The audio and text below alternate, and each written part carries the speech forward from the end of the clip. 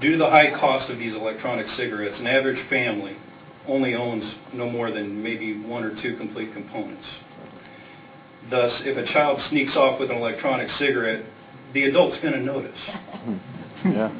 And they're going to notice quick. In regards to the flavors, there's over 300 different flavors, and I'm not going to get into all of those. But, you know, fruit, cinnamon, vanilla, chocolate, and stuff. Second, it's hard to believe, since I'm an adult, I should not be able to enjoy the flavors that kids like. So the reason for the sweeter flavor appeal is not to appeal to the youth, but to compensate for the sweetie flavor of the propylene glycol. Most people who quit smoking using NRTs find themselves enjoying sweeter items such as gum and lollipops. We as adults shouldn't be, you know, banned from them, from flavors, just because kids like them too. Thank you very much.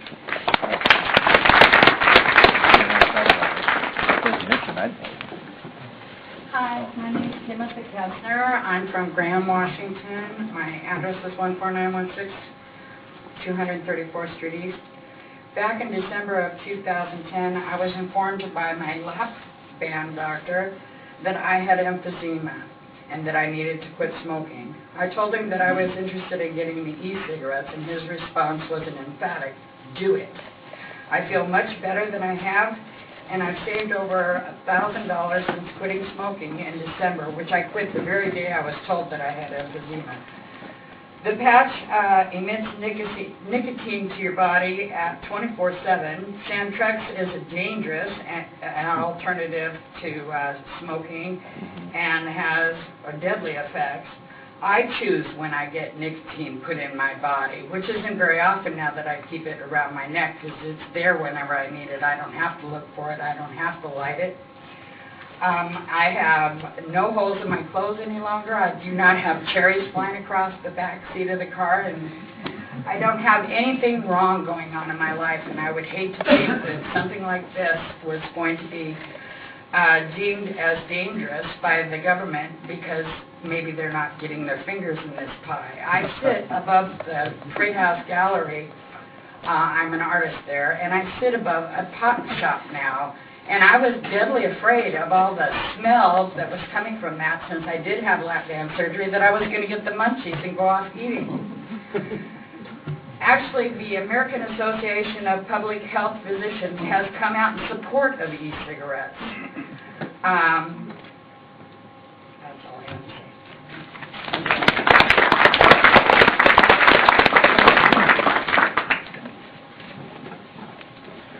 Hi, my name is Steve Thompson. I live at 212 South 32nd Street here in Tacoma. The 2005 Smoking in Public Places Act was approved by voters as a way to protect the public from secondhand smoke. As a non-smoker, I'm thankful for this great piece of legislation. However, this law specifically addresses secondhand smoke, not vapor. There's an enormous difference between smoke and vapor. Smoke is created by the process of combustion. Setting tobacco on fire creates tar, carbon monoxide, airborne particulates, dozens of carcinogens, and thousands of other hazardous chemicals. Inhaling these substances in the smoke is a cause of 99% of smoke-related diseases and deaths. Vapor from an electronic cigarette or an e-cigarette does not contain any of these substances. Vapor, while resembling smoke, is not a product of combustion, but rather the product of the process of condensation. Vapor is created by heating a tiny droplet of liquid. Dr. Murray Legenson, who Dr. Paul Faisal references in her study, tested e-cigarette vapor for over 50 cigarette smoke toxicants. No such toxicants were found. Dr. Lake says, if I can pronounce that right, stated, quote, relative to lethal tobacco smoke emissions, e-cigarette emissions appear to be several magnitudes safer. E-cigarettes are akin to a medicinal nicotine inhaler in safety, dose, and addiction. The Health Department is attempting to amend legislation intended to protect the public from secondhand smoke by including e-cigarettes when there is no smoke, secondhand or otherwise, emitted from these electronic devices. The 2005 Smoking in Public Places Act was created by voter initiative. So should any new law that restricts the liberties of our public and may restrict free enterprise, resulting in damages to established businesses. Thank you.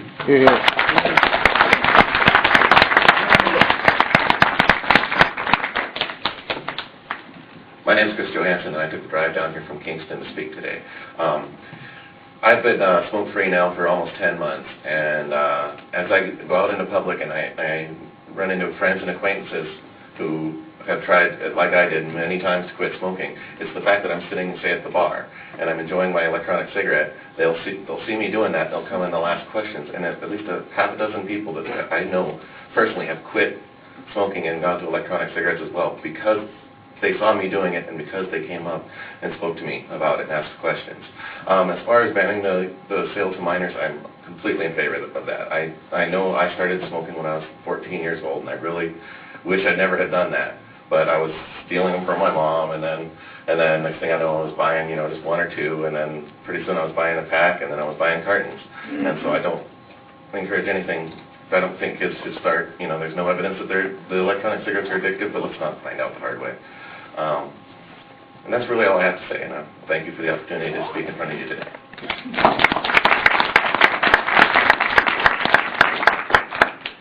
Our next 5 speakers, Mary Linenberger, Bill Barkley, Rochelle Catton. Are there 2 Bill Barkley? Okay.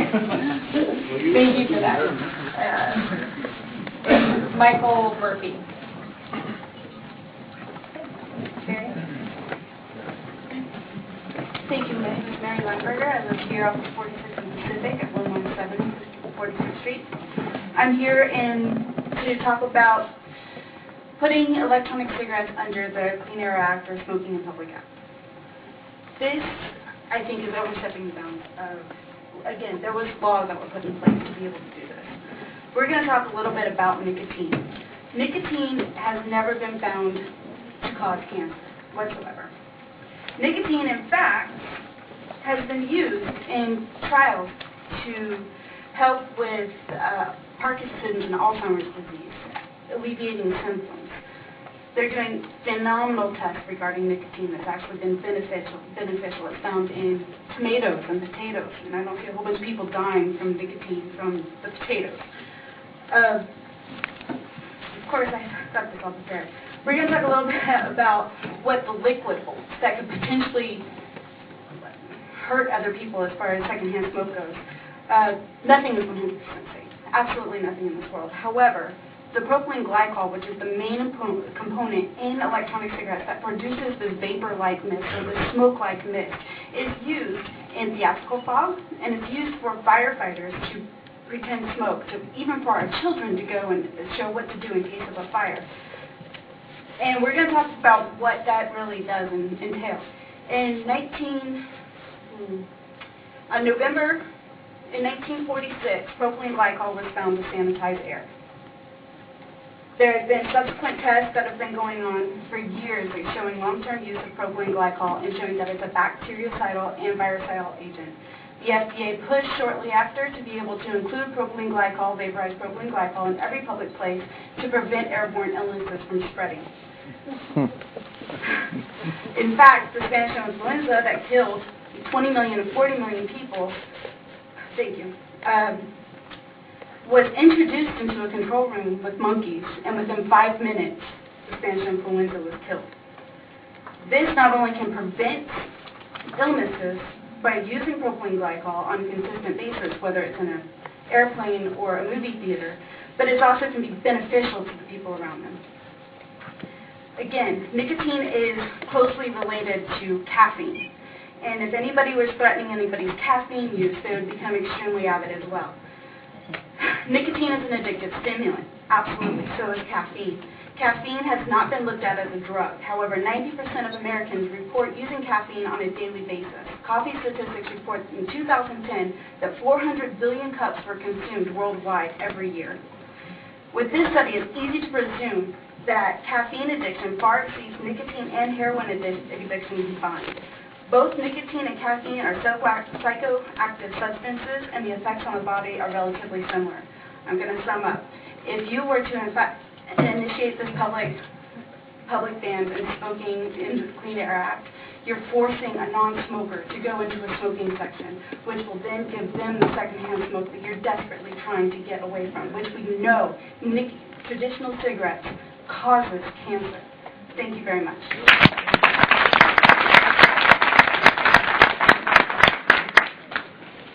Hello, I'm Bill Bartley from 1102 182nd Street, Court East in Spanaway. Just using common sense, you have a little smoking area out here, I see, and it says watch your butts. And you know, when I walk by a smoking area, I hold my breath, because I don't smoke, and I don't like it. And I wish e-cigarettes were out there instead of regular cigarettes. And I think if you've seen all the input you've had today, if you look into the facts further, I think you'll change your minds on e-cigarettes. Thank you.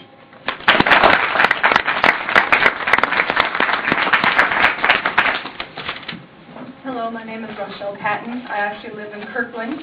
Came down here to support the use of e-cigarettes. As a non-smoker, secondhand smoke has always been a problem. It's awful. But I do know people who smoke the e-cigarettes, don't smell them at all. It dissipates in the air and there's nothing there. I do not feel uncomfortable with having my children in front of people who are using e-cigarettes, but cigarettes, no way. Thank you very much.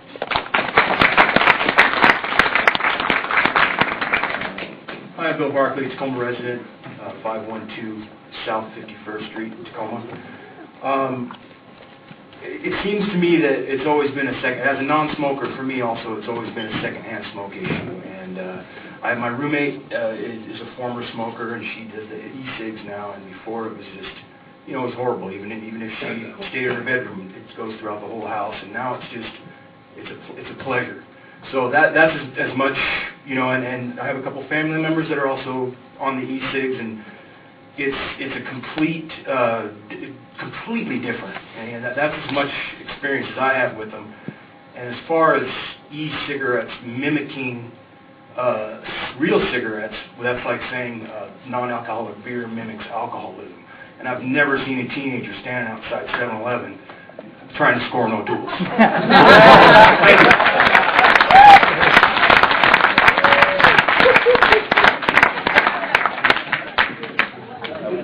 Hi, Michael Murphy, 11030 56th Street, Northwest, Gig Harbor. At the beginning, I'm addicted to tobacco. I haven't smoked a cigarette in over 43 years. I haven't had a chew in about 22 years. But as I sit here and speak, that synapse in my brain that says I want to smoke is firing. I have the urge. That being said, and being deathly afraid of that, the thing that scares me more is the encroachment in government on every waking moment of my life, and perhaps even the sleeping moments. This scares me. I appreciate the passion with which you guys do your jobs. I wouldn't have it any other way. But I think that passion is misplaced at times, and I think this is one of those times that is definitely misplaced. It strikes me in Section 2D of the proposed regulation, you want all of the authority to regulate, but none of the responsibility. What's wrong with this picture? You want to come into my life and regulate it without responsibility. There's two components here, authority and responsibility. You can't have one without the other in a free society. I am against both of these proposed regulations for that reason. And I reiterate, I'm addicted to tobacco. Thank you.